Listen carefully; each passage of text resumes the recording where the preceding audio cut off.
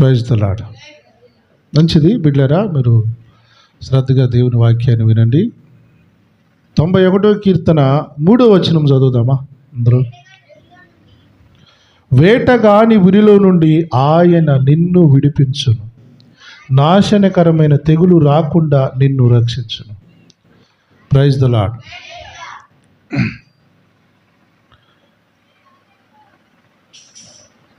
వేటగాడు ఉరి అంటే ఉచ్చు. ఉరి అంటే ఉచ్చు. ఉచ్చు పెట్టే వేటగానికి కనికరం ఉంటుందా? ఉండదు. వేటగాడి లక్ష్యం ఏంటి? ఏం చేసైనా పట్టుకోవాలి. పక్షినైనా జంతువునైనా పట్టుకోవాలంటే వేటగాడు ఏం చేస్తాడు తెలుసా? ఆ పక్షి, ఆ జంతువు ఏ దారిలో వెళుతుందో అబ్జర్వ్ చేస్తాడు. ముందు తన అడుగు జాడలను గుర్తుపట్టి ఆ పక్షికి, ఆ జంతువుకు ఏ ఆహారం అవసరమో, ఏది ఇష్టపడుతుందో ఆహారం వేసి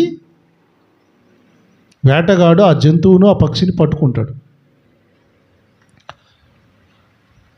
వేటాడే వేటగానికి జంతువుల మీద ఏమైనా ప్రేమ ఉంటుందా? పక్షుల మీద ఉండదు. మేత వేసేది ప్రేమతో కాదు, దాన్ని పట్టుకోవడానికి.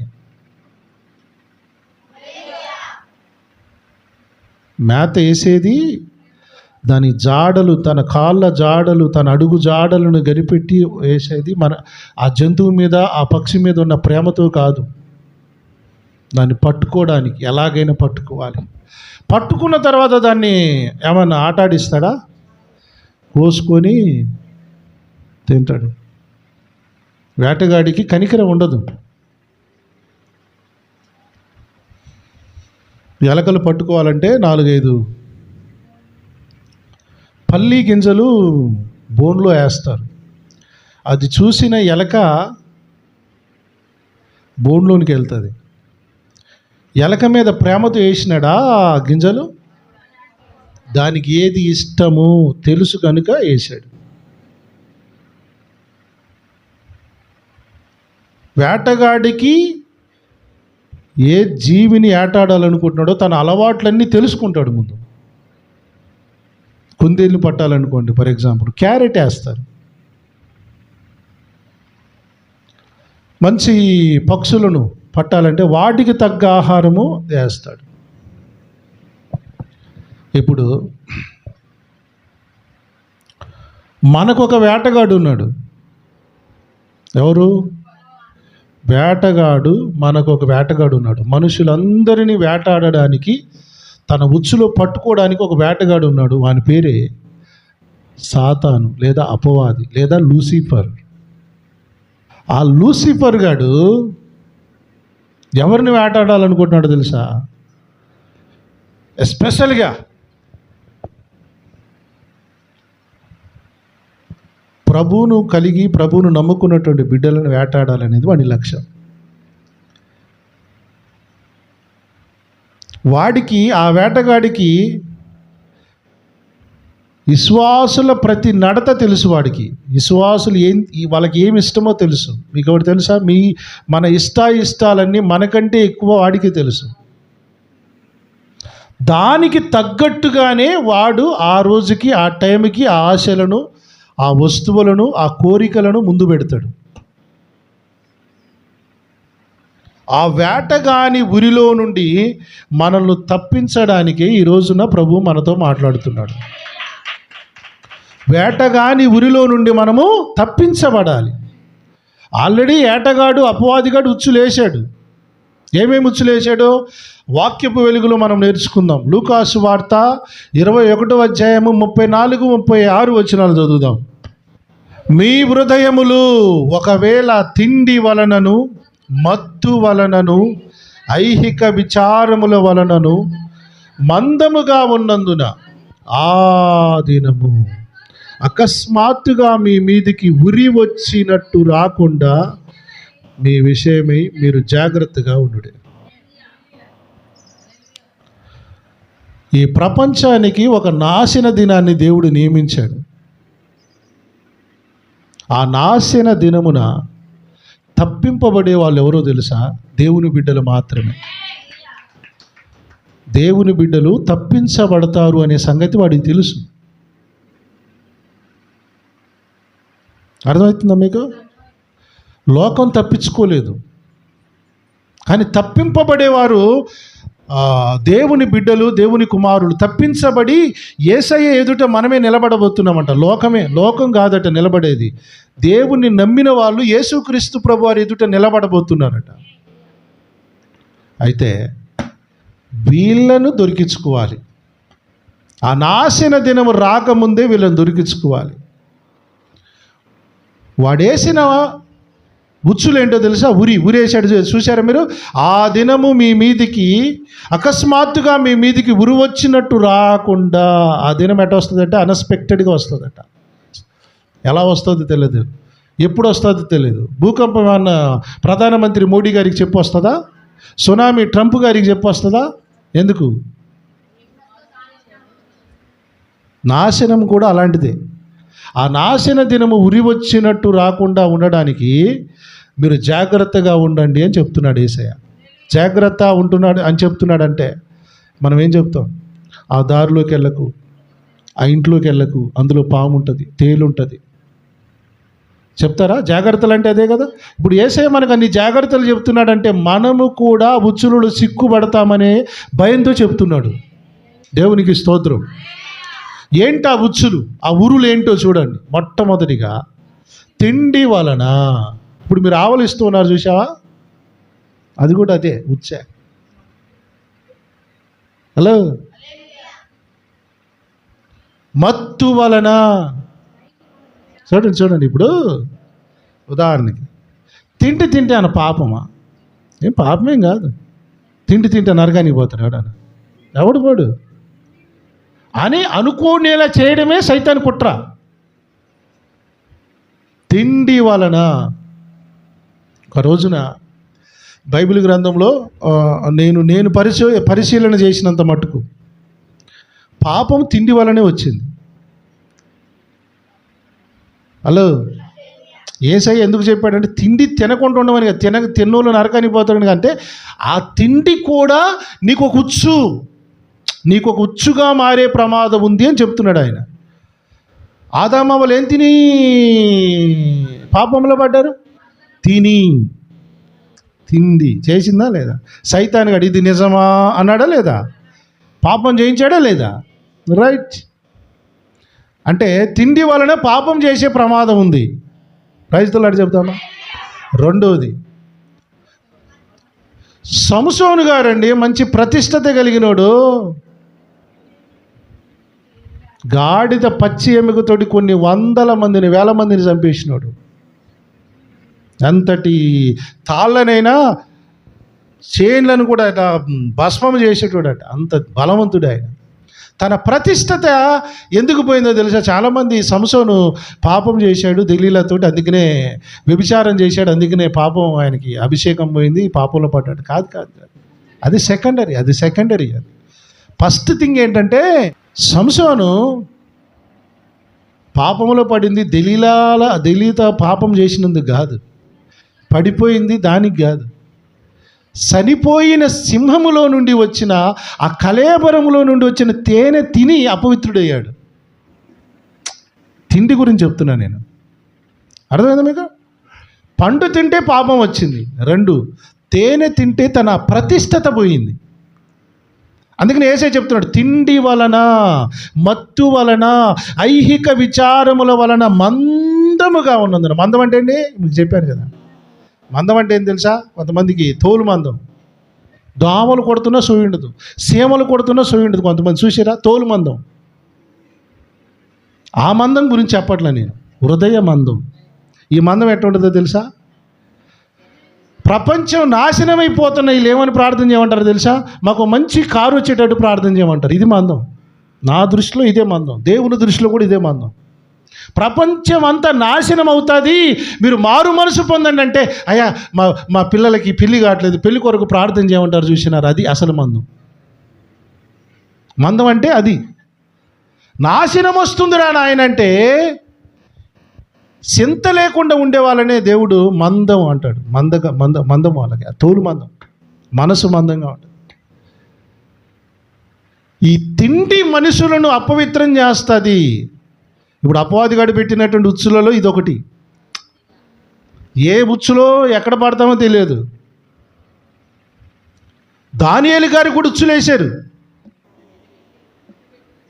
రాజుగారు తినే భోజనం పెట్టినా తిని నేను అపవిత్రుడను కాను అన్నాడు, కానీ తినలే. రాజుగారి భోజనంగా తిని బయటికి వచ్చి నేను రాజుగారు తినే భోజనం తిన్నానని సాక్ష్యం చెప్తామనుకుని తినలేదు ఆయన. మనోళ్ళు మహాగనులు ఉంటారు, గుడిచెల నుండి వస్తారు, కొంచెం చేతులకు ఐఫోన్లు వచ్చేసరికి బిల్డప్లు పెద్ద పెద్ద సాక్ష్యాలు చెప్తుంటారు. ప్రతిష్టతేది? నేను రాజుగారితో కలిసి భోజనం చేసిన, రాజుగారితో కలిసి రాజుగారు తిన్న జీవపుడంబాలు ఇవన్నీ. దానియేలు తినే అవకాశం వచ్చినా తినలేదు. ప్రైజ్ ది లార్డ్ చెప్తామా? తినలేదు ఆయన. ఎందుకు తినలేదు చెప్పండి? ఇప్పుడు అసలు కాడికి వస్తాను నేను.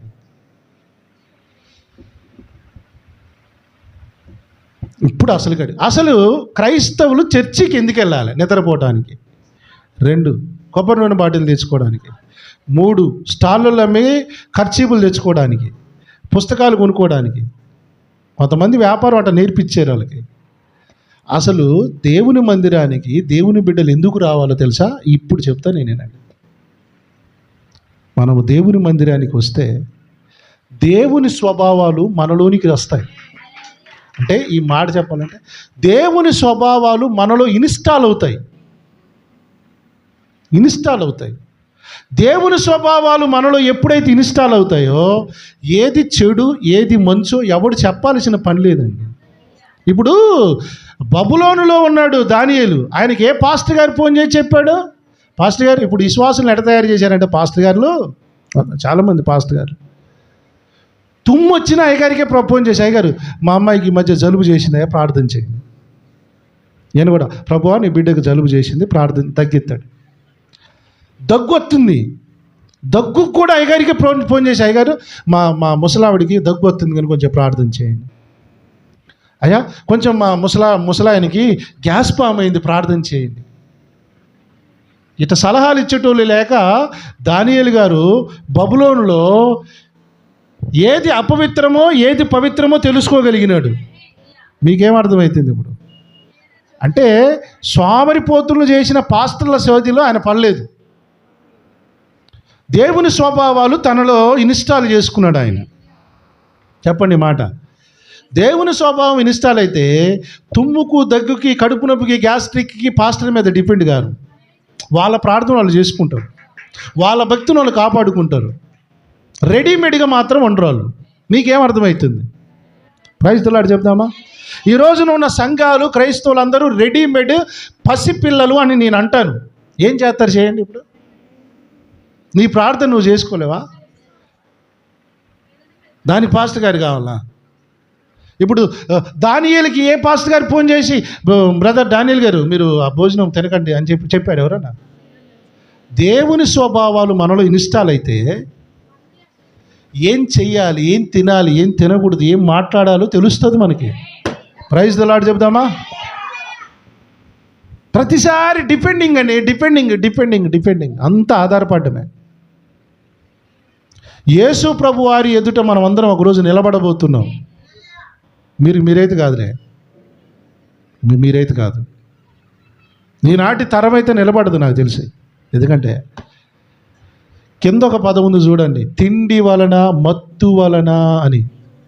తిండి వలన, ప్రైజ్ ది లార్డ్. మత్తు అంటే ఏంటో తెలుసా?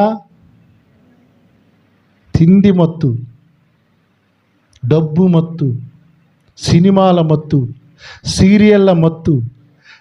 ఏమండి? సీరియళ్ళ మత్తు, నగల మత్తు లేవా ఎవరికి? ఎన్ని చెప్పుడు.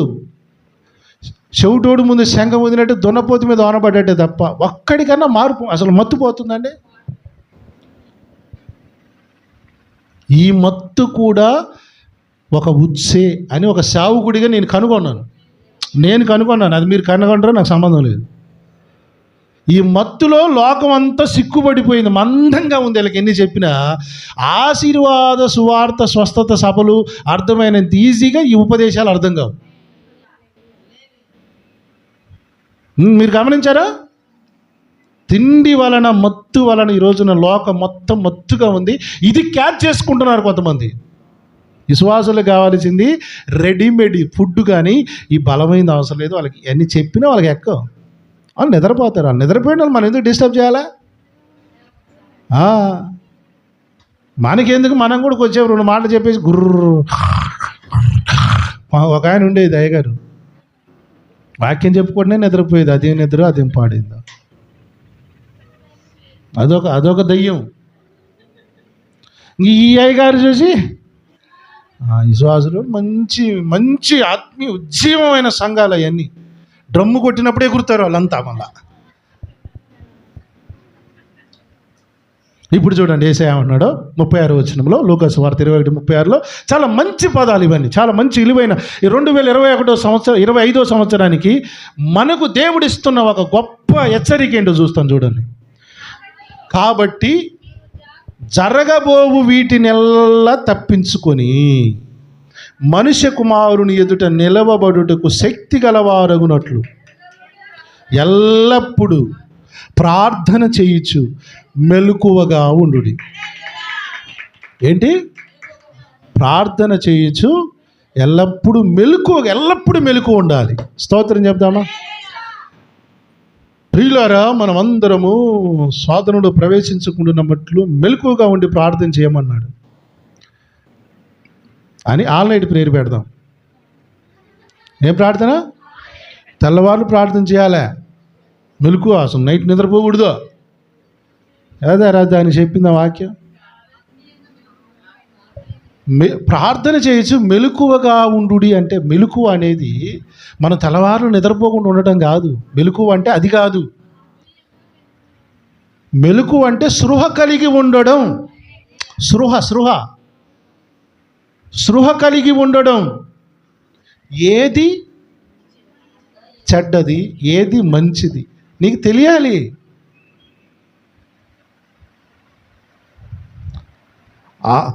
ఆన్లైన్ ప్రేయర్లు తెల్లవారు చేసేస్తారు. వాళ్ళ ఇంటి ముందు లేకపోతే గుమ్మడికాయ ఉంటుంది, వాళ్ళ ఇంట్లో మామిడి తోరణాలు ఉంటాయి, వాళ్ళ ఇంట్లో అన్నీ ఉంటాయి. ఏది ఉండదు, ఏది ఉండదు. ఏది చెడ్డదో ఏది మంచిదో నీకు చెప్పలేదా, తెలియలేదా? మెలకు అంటే ఆన్లైన్ ప్రేయర్లు కాదు. ఆన్లైన్ ప్రేయర్ చేయడం తప్పు కాదు, నేను అనేది అది కాదు ఇంపార్టెంట్. మెలకు అంటే నీకు నువ్వు స్పృహ కలిగి ఉండడం అని అర్థం. ఏది మత్తు నిన్ను కలిగిస్తుంది, ఏది ఉచ్చులో, ఇప్పటికీ నేను చెప్తున్నాను, చాలామంది ఉచ్చులో చిక్కుపడ్డారండి. చాలామంది ఉచ్చుల్లో ఉన్నారు. ఇప్పటికీ ఉచ్చులోనే ఉన్నారు. అపవాదిగాడు, ఏటగాడు వేసిన ఉచ్చులో చిక్కుపడ్డారు. ఇప్పటికీ ఉరిలో ట్రాప్లో ఉన్నారు. పైకి మాత్రం గంభీరంగా చెప్తున్నారు, కానీ అంతా ట్రాప్లోనే ఉన్నారు, అంత ఉచ్చులోనే ఉన్నారు. మెలకువ అనే పదానికి అర్థం ఏంటంటే స్పృహ కలిగి ఉండడం అని చెప్పాను కదా, జాగ్రత్తగానే.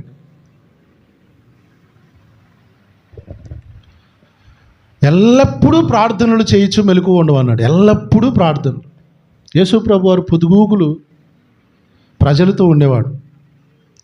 రాత్రి అయితే ఒంటరిగా ప్రార్థన చేయడానికి వెళ్ళేవాడు. స్తోత్రం చెప్తాను.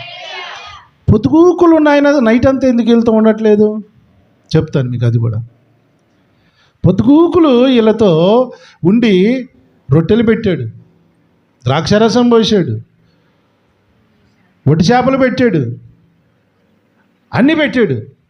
సాయంత్రం వచ్చేసరికి వెళుతూ ఉండట్లేదు. ఆయన ఒంటరికి వెళ్ళిపోతున్నాడు, ఒంటరికి వెళ్ళి ప్రార్థన చేసుకుంటున్నాడు. ఎందుకు ప్రార్థన అసలు ఇప్పుడు యేసయ్యకే అంత ప్రార్థన అవసరమైన పరిస్థితి ఏంటి? ఆయన పరలోకం నుండి భూమి మీదకి శరీరధారి అయి వచ్చాడు. ఏమై? శరీరాన్ని ధరించుకొని వచ్చాడు. అవునా? శరీరంతో ఉన్నప్పుడు యేసయ్య ఏం సవాలు చేసి వచ్చాడు తెలుసా? పరలోకంలో దేవదూతలందరికీ కూడా, నేను లోకాన్ని జయించి వస్తాను, అపవాది కానీ వాడి ఒళ్ళు పగలగొట్టి వస్తాను చూడు అని ఛాలెంజ్ చేసి వచ్చాడు కదా. వచ్చిన ఆయన అపవాదిగాడు ఊరుకుంటాడా? ఊరుకుంటాడు సార్. ప్రైజ్ ది లార్డ్ చెప్తామా? ఈ సందేశాలు మీకు అర్థం కావాలంటే చదువు రావాలి, ముందు పిహెచ్డి చేయాలి. ముఖ్యమైనది బిబ్లికల్ నాలెడ్జ్ ఉండాలి. ఇప్పుడు యేసయ్య దేనికి వచ్చాడు? నేను లోకాన్ని రక్షించడానికి వచ్చాను అన్నాడు కదా. అపవాదిగాడు ఏమన్నాడు తెలుసు? యేసుప్రభు దగ్గరికి వచ్చి, యేసుప్రభువా నా దగ్గరికి, ఇప్పుడు నువ్వే రక్షిస్తాను అంటున్నావు. రక్షించాలంటే నువ్వు దెబ్బలు తినాలి, కొడతారు వాళ్ళు, వినాలమ్మా జాగ్రత్త, కొడతారు, ఉమ్మి కూడా వస్తారు. ఇవన్నీ ఎందుకులే కానీ నాకు మొక్కు, ఈ లోకాన్ని నీకు ఇచ్చేద్దాను పో. మంచి ఆఫర్ ఇచ్చిందండి అపవాదిగాడు. నేను రక్షించడానికి వచ్చానని ఆయన అంటే ఈడా ఉన్నాడు నీకు ఇస్తానని అంటున్నాడు వాడు. ఇప్పుడు ఏది ఈజీ చెప్పండి మీరు? దెబ్బలు తింటాం ఈజీనా? మొక్కితే అసలు మొక్కితే నీకు ఈ లోక రాజ్యాలన్నిటి అధికారం ఇస్తానన్నాడు. చూసినాడు. అది అర్థమేంటో తెలుసా? నిన్ను రాజును చేస్తాను. నిన్ను ఏది ఈజీ చెప్పండి? సింపుల్ అండి, సింపుల్ లాజిక్. యేసు ప్రభు రాజు అయితే ప్రజలందరూ వచ్చి దండం మొక్కుతారు, ఆయనకు వచ్చి సన్మానాలు చేస్తారు, సాలువాలు వేస్తారు, దండలు పెడతారు, జేజేలు కొడతారు. ఇప్పుడు యేసు ప్రభు లోకాన్ని రక్షించాలంటే ఏం చేయాలి? ఆయన చచ్చిపోవాలి. ఆయన దేనికి మొక్కాడు? ఆయన స్తోత్రం చెప్పాలి.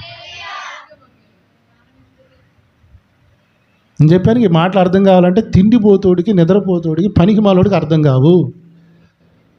రక్షించడానికి వచ్చాను అన్నటువంటి ఆయన దగ్గరికి అపవాదిగాడు ఇంత పెద్ద ఉచ్చేసాడు. ఎంత పెద్దది వేసాడు? ఆయనకే ఉచ్చేసాడు. నువ్వు నేను ఎంత ఎప్పుడో పడ్డారు సార్, ఆల్రెడీ పడ్డారు. ఏదో గిలగిల ఆడుకుంటూ పైకి బిల్డప్లు ఎత్తున్నారు, కానీ అందరు పడ్డులే. యేసయ్య ఎందుకు ప్రార్థన చేయడానికి వెళ్ళేవాడు తెలుసా? ఇప్పుడు చూపిద్దాను చూడండి. ఇవన్నీ చెప్పరు సార్, ఏ టీవీలో చెప్పరు, ఏ వాక్యం ఎవడు చెప్పడు ఇవన్నీ. చూడండి, ఎబ్రీయులకు రాసిన పత్రిక 5వ అధ్యాయం 7వ వచనంలో చూడండి. 5:7 ఎబ్రీ పత్రిక 5:7 చాలా మంచి మాటలు ఇవి.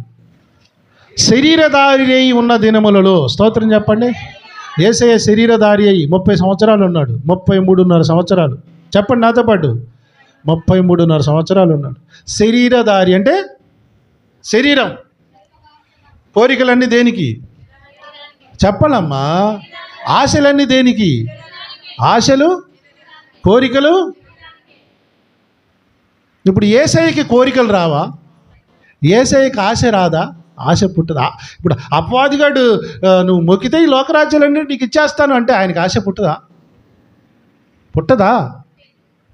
కోరిక, శరీర కోరిక ఆయనకు పుట్టదా? చూడండి, శరీరధారి అయి ఉన్న దినములలో మహారోదనతోనూ కన్నీళ్లతోనూ, స్తోత్రం చెప్పండి. ఒక దేవునికే కన్నీళ్ళ ప్రార్థన అవసరమైంది. మహాదేవుడు ఆయన, మహిమస్వరూపుడు ఆయన. ఏమని ప్రార్థన చేసుకుంటాడో తెలుసా? నాకు తెలిసి, తండ్రి నేను లోకంలోనికి వెళ్తున్నాను, ధనవంతులను చూసి నాకు వ్యసనం కాకూడదు, నాకు కూడా ధనపిచ్చి పట్టకూడదు. మంచి భార్యాభర్తలు ఉంటారు, పిల్లలు ఉంటారు, వాళ్ళని చూసి నాకు కూడా కుటుంబం ఉంటే బాగుండే అనే కోరిక కూడా నాకు పుట్టకూడదు.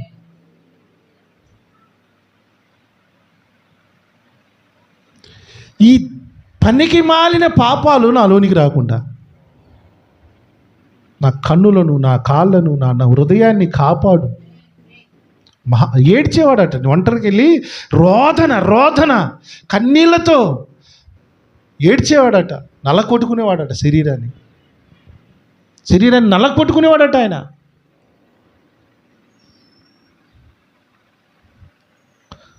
తన్ను మరణము నుండి రక్షింపగలవానికి ప్రార్థనలు, యాచనలు సమర్పించి భయభక్తులు కలిగి ఉన్నందున ఆయన అంగీకరింపబడెను. అపవాదిని జయించాడు. ఈ పండు తింటే మీరు దేవతల వల్ల అవుతారు అంటే ఆదాము వాళ్ళు పాపంలో పడ్డారు. అదే ఆఫర్ని యేసు ప్రభు దగ్గరికి తీసుకొచ్చాడు వాడు.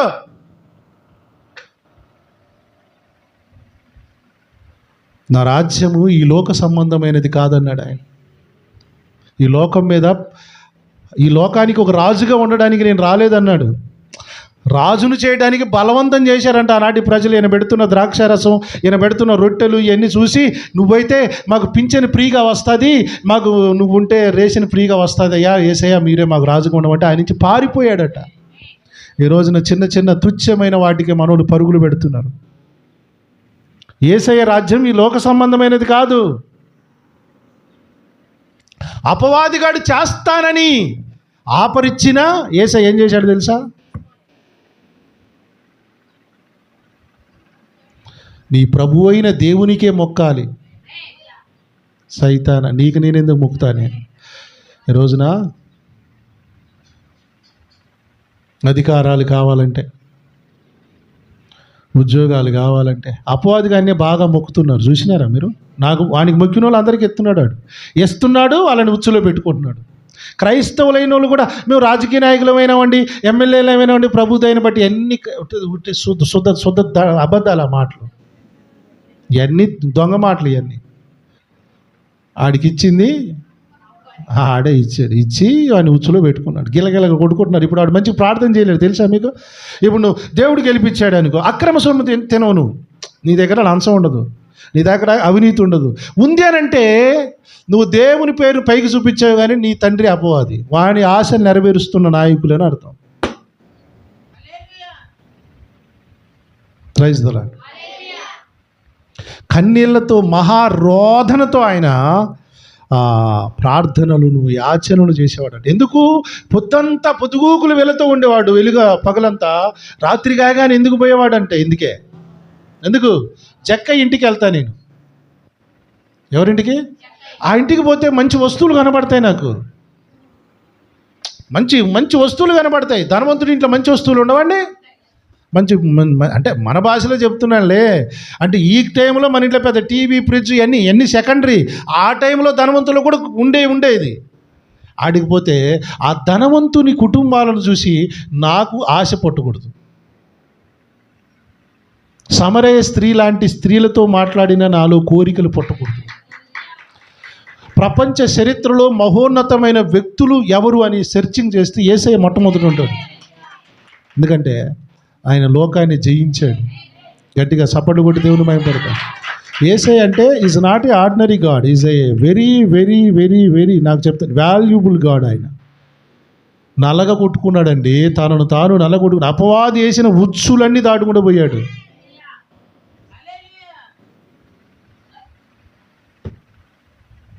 యేసు ప్రభు వారి గురించి చెప్పడానికి ఆయన గురించి రాయబడేది 66 పుస్తకాలు గ్రంథమే. కానీ ప్రపంచం మొత్తం చూస్తే ఆయన ప్రేమను వర్ణించే సేవకులు నాలాంటి వాళ్ళు కోట్ల మంది ఉన్నారు.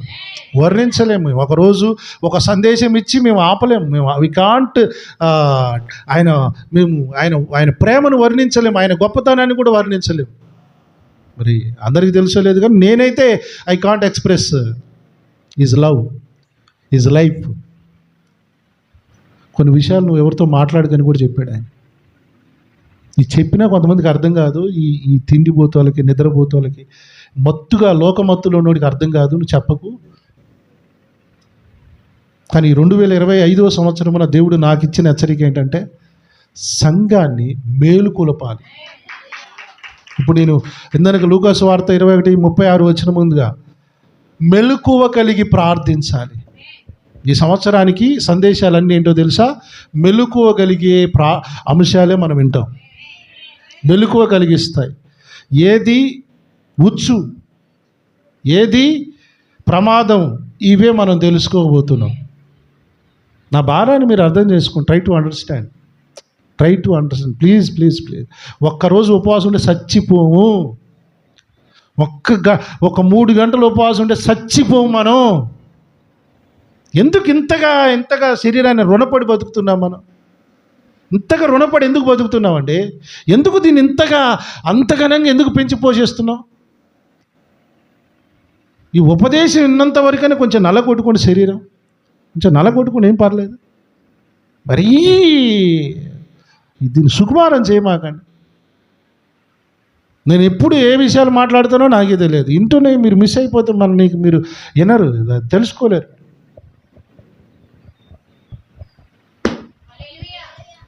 దేవునికి స్తోత్రం.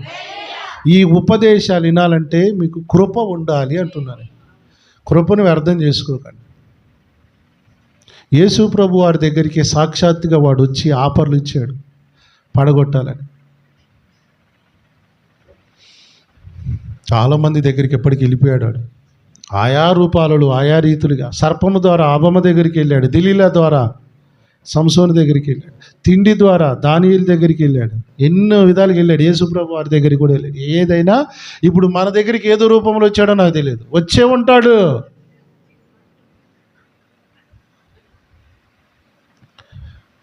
మీకు అది దాన్ని గుర్తుపట్టాలంటే నేనేమంటున్నాను, దైవ స్వభావాలు మీలో ఇన్స్టాల్ కావాలి. ఏంటి? దేవుని స్వభావము మీ లోపల నాటబడితే మీకు అర్థమైపోద్ది. అపవాదిగాడా పరిశుద్ధాత్మ దేవుడు, భ్రమపరిచేదా పరిశుద్ధాత్మ, రెండు అర్థమైపోతాయి మనకి. చర్చికి వచ్చేది దీనికేనండి, మందిరాలకు వెళ్ళాల్సింది దీనికే. దేవుని స్వభావాలు మీకు రావాలి. ప్రతి చిన్న దానికి అయ్యగారుల మీద డిపెండ్ కాకరి. ఈ అయ్యగారులు కూడా దొంగలైపోయారు, పనికిమాలను బాగా డిపెండింగ్ చేసుకున్నారు విశ్వాసాలు. మీకు జ్వరం వచ్చిందా ప్రార్థన చేస్తా, ఫోన్ చేయండి నాకు, ఫోన్ చేయండి. కడుపు నొత్తుందా ఫోన్ చేయండి, కాలు నొత్తుందా ఫోన్ చేయండి. అన్నీనే. వీళ్ళు ఏం చేస్తారు, 3 పూటలు తిని రోజుకు 3 సినిమాలు చూసి పోరంబోగులు తిరిగి ఆదివారం వచ్చి కానికేసిపోతారు. వాడేం చేయాలి మరి? ఇప్పుడు వాడికి తెలియద్దా ఏది మత్తు, ఏది మందం, ఏది నీకు ప్రమాదం అనే సంగతి అంటే తెలవద్దా? నాకు దేవుడిచ్చిన ఈ పరిచర్య ప్రకారము మీకు మెలకువ కలిగించడానికే దేవుడు నాకు ఇచ్చాడు ఈ పరిచర్య. Praise the Lord. దయతో నాకు ఊరికే కడుపు నొత్తుంది, కాలు నొత్తుందని నాకేం ఫోన్లు చేయగలి, నాకు అలాంటి ప్రార్థనలు నేను చేయను కూడా. నీ ప్రార్థన నువ్వు చేసుకో. నీ అన్నం నువ్వు తింటున్నావుగా, నీ ప్రార్థన నువ్వు చేసుకో. నీ దేవుణ్ణి అడుక్కో, ఉపవాసం ఉండు, నలగొట్టుకో, అడుక్కో దేవుణ్ణి.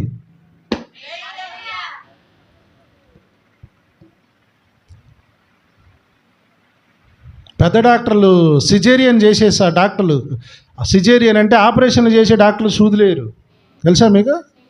ఆర్ఎంపీలు వేస్తారు పక్కన, చిన్న కాంపౌండర్లు, చిన్న నర్సులు వేస్తారు. మమ్మల్ని సూదులు ఏమంటారు, ఏం పెట్టిందరా మీకు?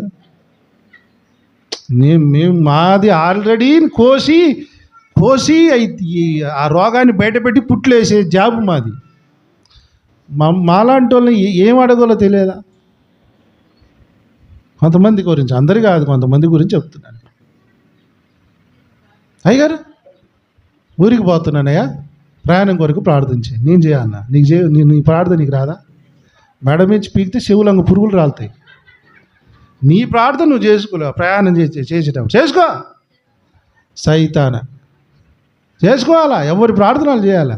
దైవ సేవకులే మేము బలమైన వాటికి వస్తామండి. పోయినప్పుడు అయ్యగారు గ్యాస్ ప్రాబ్లం అయింది నచ్చుతుంది, ప్రార్థన చేయ. గ్యాస్ ప్రాబ్లం కూడా అయ్యగారే ప్రార్థన చేయాలా?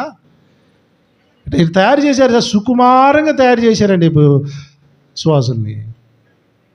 అయ్యగారులకు భజన అయిపోయింది, అయ్యగారులు భక్తులు అయిపోయారు వీళ్ళంతా. వద్దు, అదొద్దు, అది కాదు, అసలు అది కాదు సేవ అంటే. అది కాదు. ముందు నీకు దేవుని స్వభావాలు మీలోనికి ఇన్స్టాల్ అవ్వాలా. నీకు అప్పుడు ఏం తినాలో నీకు అర్థమైంది, ఎంత తినాలో కూడా నీకే అర్థమైంది, ఎలా నడవాలో కూడా నీకు అర్థమైంది. ఒక ఆమె కొన్ని రోజుల క్రితం ఫోన్ చేసి, అయ్యగారు మా బంధువుల ఇంట్లో ఒక వ్రతం పెడితే పోయాను, వాళ్ళు చేసిన వంటలు తినొచ్చా లేదా అని కూర్చొని, వంట మీద అంటే పళ్ళెం ముందు కూర్చొని అందులో అన్నీ వేయించుకున్నాక నా నెంబరు అడిగి నెంబర్ తీసుకొని ఫోన్ చేయించింది. అయ్యగారు ఇప్పుడు అన్నం తిందామని కూర్చున్నానయ్యా, తినొచ్చా అని అడిగింది నన్ను. ఇప్పుడు ఆ సందర్భం ఏదో పోయేటప్పుడు రావాలిగా. సరే పోయిను, నీ పెండా కూడా పోయిను, ఏదో యాక్సిడెంట్ కాకుండా పోయిను, ఏదో రోగం పట్టకుండా పోయినావు అనుకో. ఒక 2 గంటలు అయితే ఆడ ఉండాలిగా. ఆ గంట సేపట్లో అయ్యా మరి ఇది పరిస్థితి అనవచ్చుగా. ఆల్రెడీ పళ్ళెం ముందు పెట్టుకొని అందులో అన్నీ పెట్టుకొని అన్నీ వేసుకొని తినే ముందు అంటే ఆల్రెడీ కలిపేసుకుంటుందిలే. ఇప్పుడు తినొచ్చా అయ్యగారు అంటే ఇప్పుడు నేను వద్దంటనా? వద్దన్నా అని అనుకో. ఇప్పుడు లేచేటప్పుడు ఏమంటారు తెలుసు వీళ్ళు, అయ్యగారు మా అయ్యగారు వద్దన్నాడు అని చెప్పి లేస్తారు వాళ్ళు. ఇప్పుడు ఎవరి మీద పోయింది పంచాయతీ? ఈ పాస్టర్లు అందరూ ఎట్టినాయి అని వాళ్ళంతా మా మీద పగ పెట్టుకోవాలి. ఇప్పుడు అది మనసులో పెట్టుకొని ఇంకొక టైంలో వాళ్ళు దైవ సేవకులు అన్న పాస్టర్లు అన్నారే వీళ్ళు ఎట్టుంటారు వాళ్ళు ఎట్టుంటారు అని మా మీద వేసం పెట్టడం. అసలు నువ్వు మందిరానికి వచ్చినప్పుడు నీకు ఏం తినాలో ఎక్కడికి పోవాలి తెలియదని, ఏం చేయడానికి వస్తున్నావు మందిరానికి? నిద్రపోవటానికి, సోదులు చెప్పడానికి, ఒకడికొకడు పుల్లలు పెట్టి పంచాయతీలు పెట్టడానికి, దీనికి వచ్చేది. దేవుని స్వభావాలు నీలోనికి రావాలని నువ్వు రావాలి, వినాలి మాటలు. వింటే నీకు ఎక్కడికి పోవాలో నీకు తెలుస్తుందండి, ఏం చేయాలో తెలుస్తుంది. నన్ను అడిగేది దేనికి? ఇన్ని రోజులు ఇన్ని ఉపదేశ క్రమాలలో ఏం చేయాలో నీకు ఇంకా తెలియలేదా? నేర్చుకోలేదా? నిజంగా నువ్వు నేర్చుకోలేదంటే నీ అంత పనికిమాలోడు ఎవరు లేరు. దేవునికి స్తోత్రం. మేము ఎప్పుడు వస్తామో తెలుసా? ప్రాముఖ్యమైన పనులకు మమ్మల్ని ఇన్వైట్ చేయండి తప్ప ఏంది ప్రతిసారి చిన్న చిన్న వాటికి చిన్న అన్నీ మమ్మల్ని అడగండి సార్. నేను మ్యాక్సిమం అన్నీ కవర్ చేశాను. నాకు తెలిసి అయితే అన్ని అంశాలు మ్యాక్సిమం అన్నీ సరి చేసిన, అన్నీ టచ్ చేసిన. ఇంకేమైనా ఉంటే వాక్య క్రమంలో వస్తాయి, కానీ మీరు ఎండరు అంతే ఫ్లోలో. మీరు ఏంటంటే మత్తుగా ఉంటారుగా, ఇక్కడ కూర్చుంటారు, ఇంటికాడ బీరో కాడ ఉంటుంది మైండ్ అంత మత్తు. అది అదొక మత్తు. డబ్బులు ఉన్నాయిగా ఇంట్లో, మత్తు. తొందరగా పోతున్నావు, ఆటో అందిద్దో లేదో, అన్నం మెత్తపడ్డదో ఏమో, పోయేసరికి ఇంటికాడ ఎవరైనా ఉన్నారో ఏమో, అన్నం నాకు సరిపోద్దో లేదు, మరి మళ్ళీ ఇంటికాడ ఎవరైనా చూడటం వస్తే ఇదొక మత్తు. నిజమండి, ఎన్ని మత్తులే, ఎన్ని మత్తులు పెట్టుకొని వాక్యం ఏనంటే ఏమి చేస్తారు వీళ్ళు? ఐహిక విచారముల వలన. చూడండి, అది కూడా ప్రమాదమే. ఐహిక విచారాలు, ఇది కూడా ప్రమాదం. ఇదో కూర్చు.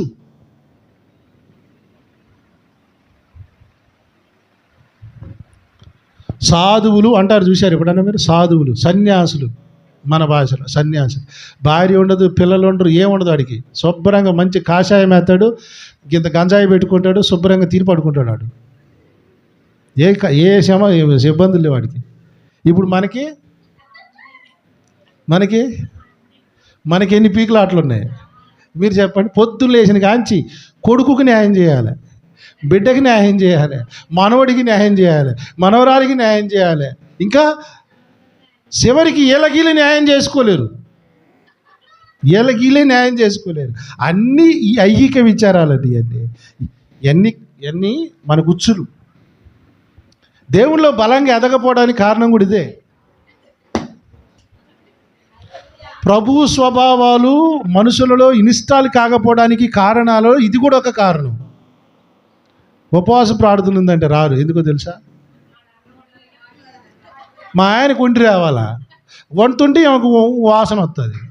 ఏమేం చేత తీయాలి, ఎందుకు వచ్చే వారం పోదాను అంటుంది. వచ్చే వారానికి అమ్మగారు ఫోన్ చేయదు, అయ్యగారు ఫోన్ చేయడు. ఇక ఇది తినిపోతుంది, అయిపోతుంది. ఇక ఈ వారం అంతా బిర్రా తింటాం. ఐహిక విచారాలు అంటే ఇక్కడ వద్దని కాదు, అక్కడ కొన్ని పరిధులను పెట్టుకోవాలి, కొన్ని లిమిటెడ్గా పెట్టుకోవాలి. దేవునికి స్తోత్రం. ఈ మత్తులలో ఉన్నారు, ఎవరికి తెలియకుండానే ఈ మత్తుల్లో ఉన్నారు. మీరు చూడండి, కొంతమందికి బంగారం పిచ్చి ఉంటుంది, అదొక మత్తు. నిజం, నువ్వు 100 చెప్పు, అది లేకపోతే బతకలేరు. కొంతమంది అంటారు కొత్త ఫోన్లు, ఎప్పుడు ఫోన్లు కొంటనే ఉంటారు, అదొక మత్తు వాడికి. నువ్వు 100 చెప్పు, ఫోన్లు కొంటనే ఉంటారు, బండ్లు కొంటనే ఉంటారు. ఇవన్నీ మనకంట ఉచ్చులట. హల్లెలూయా. మీకు ఫోన్ గురించి కొంచెం టెక్నాలజీ గురించి నాలెడ్జ్ ఉంటే నేను ఒక విషయం చెప్తాను. మీరు ఫోన్లో బిర్యానీ కోసం ఎతికారనుకోండి, ఒక వెబ్సైట్లోకి వెళ్ళి, ఈ ఫోన్కి ఒక అలవాటు ఉంది ఏంటంటే ట్రాక్ చేస్తుంటుంది. ఈయన ఈరోజు ఏం వెతికాడు దాన్ని ట్రాక్ చేసి నీకు ఏది అవసరమో దాన్నే డిస్ప్లే యాడ్స్ రూపంలో వస్తూ ఉంటాయి. ఇక పొద్దాకు వస్తూనే ఉంటాయి యాడ్స్. నువ్వు సాయంత్రం కల్లా బిర్యానీ తినాలంతే. నిజం. నీకు ఫోన్ కావాలని ఒక వెబ్సైట్లో చూసినావు అనుకో, అదే ఫోను 100 వెబ్సైట్లలో డిస్ప్లే చేస్తుంది ఈ ఫోను. అంటే నీకు అర్థం ఏంటంటే మనకు తెలియకుండా మనల్ని దీంట్లో ఉన్న సెన్సార్లు వాళ్ళ వెబ్సైట్కి పంపిస్తాయి. ఇదిగో పలానా ఆయన ఈరోజు అనుకున్నాడు, ఈయనకు తగ్గ ప్రోడక్ట్ నువ్వు కనిపెట్టని వీళ్ళకు సెన్సార్లు పంపించేస్తాయి. ఒక మనిషికి ఇంత టెక్నిక్ అంటే నీ మనసులో ఏది కోరుకుంటున్నావో అపవాది గాడి గుర్తించడా, దానికి తగ్గ ఉచ్చు వేయడా? వేసాడు సార్ ఆల్రెడీ. నీకు డబ్బు పిచ్చిందనుకో ఆ డబ్బు పిచ్చి ఎత్తాడు. నిజం. ఇప్పుడు చెప్పండి, సిగ్గుపడ్డారా లేదంటారా? నిజంగా చెప్తున్నాను, చాలామంది ఆ యాటగాడి ఉచ్చులో చిక్కుపడ్డారండి.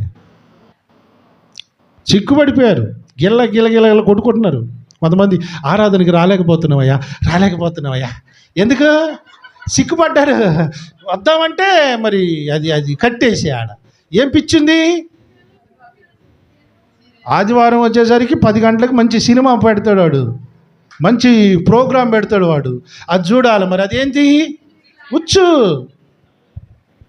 రావాలనే ఉందయ్యా, దేవుడే నడిపించుకోవాలా. నువ్వు చచ్చినప్పుడు నడిపించుకుంటాలే, నువ్వు చచ్చి బొందలో పెట్టినాక నడిపించుకుంటాడు ఆయన. ఎస్, నిజం. నువ్వు రారా నాయన, నువ్వు దాన్ని ఆ ఉచ్చులోకి పోకరా అని ప్రభు చెప్తే నువ్వు ఆ ఉచ్చులో సిక్కుబడి ఇప్పుడు నన్ను దేవుడే నడిపించుకుంటావులే.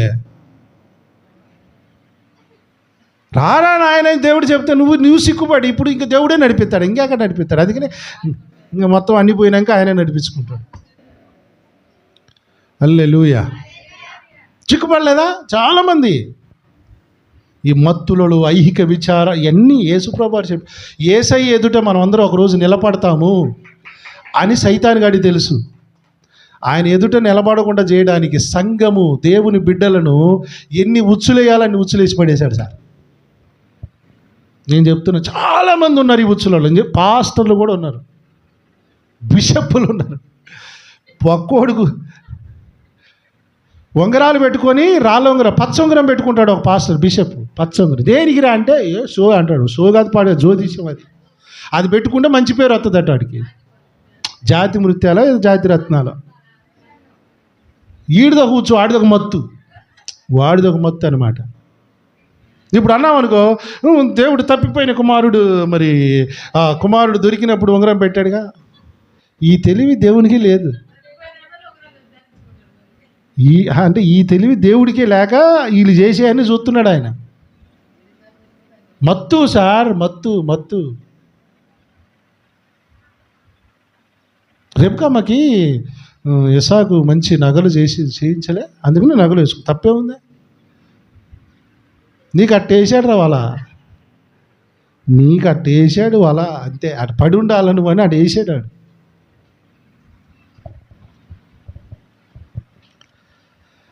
హల్లెలూయా. యేసయ్యకి ఈ తెలివి లేక డబ్బులు ఉన్న వాళ్ళకి అడిగి పోయి, జక్కే లాంటి వాళ్ళకి అడిగి కూడా పోయి పైసా కూడా కానుక తీసుకోకుండా వచ్చాడు సార్. ఆయనకి ఏం తెలివి లేక. ఇదంతా తిక్కలోడు ఆయన. యేసుప్రభు చాలా తిక్కలోడు. ఇప్పుడు ఉన్నటువంటి కార్పొరేట్ బోధకులు, పాస్టర్లు అందరికంటే యేసయ్య చాలా తిక్కలోడు. వీళ్ళని మించినోడే లేడు ఇప్పుడు. నిజం కదా? ఆయనకి అది తెలియక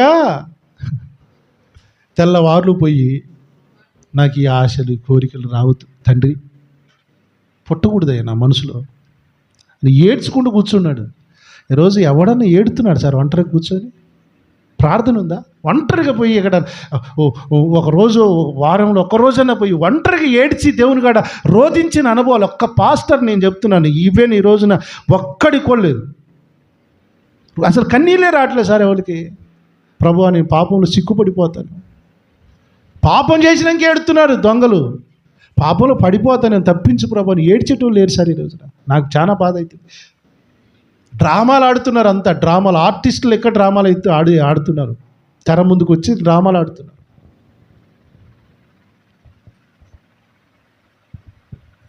ప్రభు ఎదుట మనం నిలబడాలి ఒకరోజు. శక్తివంతులం కావాలి. శక్తి అంటే ఉంగరాలలో, శక్తి ఫోన్లలో, శక్తి కార్లలో, శక్తి బంగ్లాలలో లేదు, మెలకువలో ఉంది. Praise the Lord. మెలకువ. యోసేపుకు ఉంది, ఆ సెన్సార్ ఓపెన్ అయింది. హలో, యోసేపుకి ఆ సెన్సార్ ఆన్ అయింది. పోతీఫర్ భార్య వచ్చి రహస్యంగా తనను ఒప్పించే ప్రయత్నం చేసింది. నేను నా దేవునికి అన్యాయం చేయను అన్నాడు. Praise the Lord. నిజమండి, భక్తులు ఉన్నారు. భక్తులు చూడండి అంటే పనికిమాల వాళ్ళు చూస్తుంటారు. దైవ స్వభావాలు మనలోనికి రావాలి. దాన్నే మెలకువ అంటున్నాడు దేవుడు, పరిశుద్ధాత్మ దేవుడు. మెలకువ కలిగి ఉంటే దీనివల్ల లాభం దేవునికి కాదు, మళ్ళీ మీకే. వేటగాని ఉరిలో నుండి 91:3 చదివి, వేటగాని ఉరిలో నుండి ఆయన మిమ్మల్ని రక్షించును. తప్పించాలంటే బైబిల్ పరంగా టర్మ్స్ అండ్ కండిషన్స్ అప్లై, షరతులు వర్తించును. ఎవరు పడితే వాళ్ళని తప్పించాడు. ఇప్పుడు దానియేలు గారు ఉన్నారు, రాజుగారి భోజనం తినలేదు అంటే అపవిత్రమైన భోజనం తినలేదు. ఫస్ట్ తినకుండా ఉన్నాడు, మొక్కకుండా ఉన్నాడు. ఈయన రక్షించాల్సిన పని ఎవరిది? టర్మ్స్ పని చేస్తున్నాయి. ఇప్పుడు సపోర్ట్ కొట్ట టర్మ్స్ అండ్ కండిషన్స్.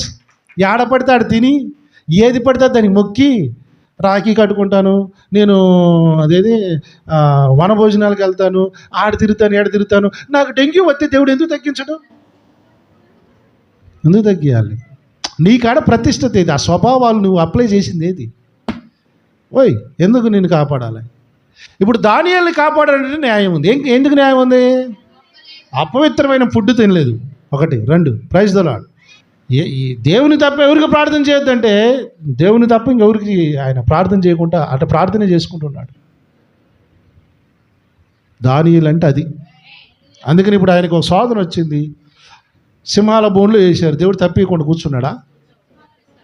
వచ్చాడు, రక్షించాడు, సింహాల నూలు మూయించాడు, ఆ వేటగాని ఉరిలో నుండి తప్పించాడా లేదా?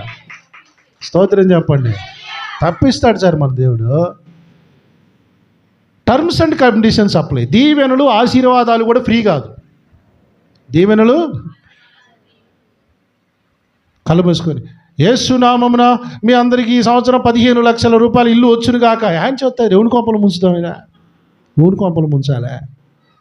వీడు కానుక, వీడు ఆదివారం ఆరాధనకి రాడు, దశంభాగం వీడు, అర్పణ తెలియదు, కానుకది ఏం తెలియదు. వీడికి 10 లక్షలు 30 లక్షలు ఇల్లు కావాలి. డ్యాన్స్ వస్తుంది వీడికి.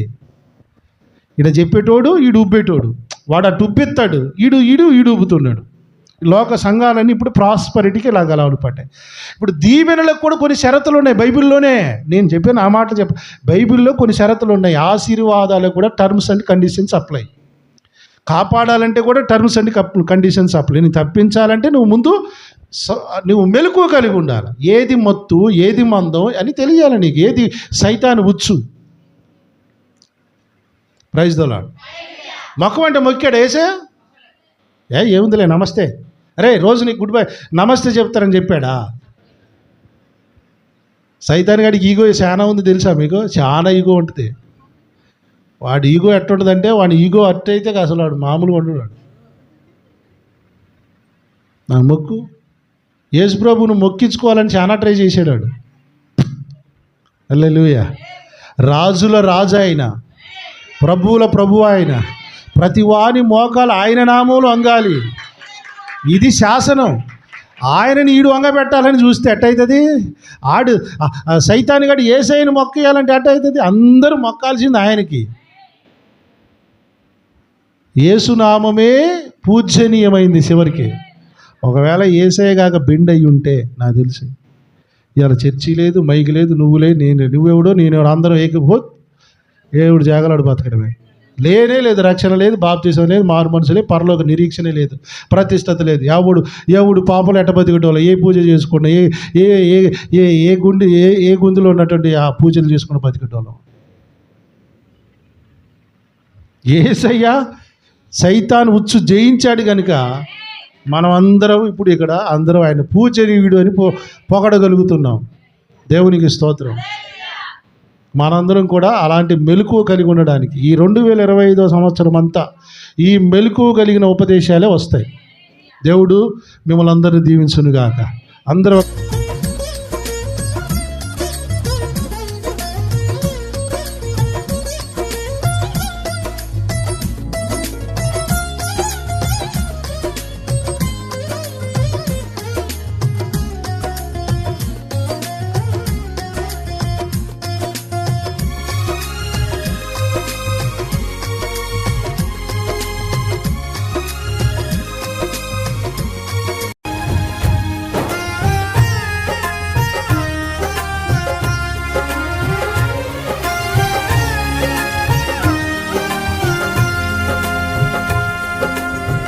శుభకరమైన తొలి ప్రేమనునే మరువక జీవింప కృపనీయవా.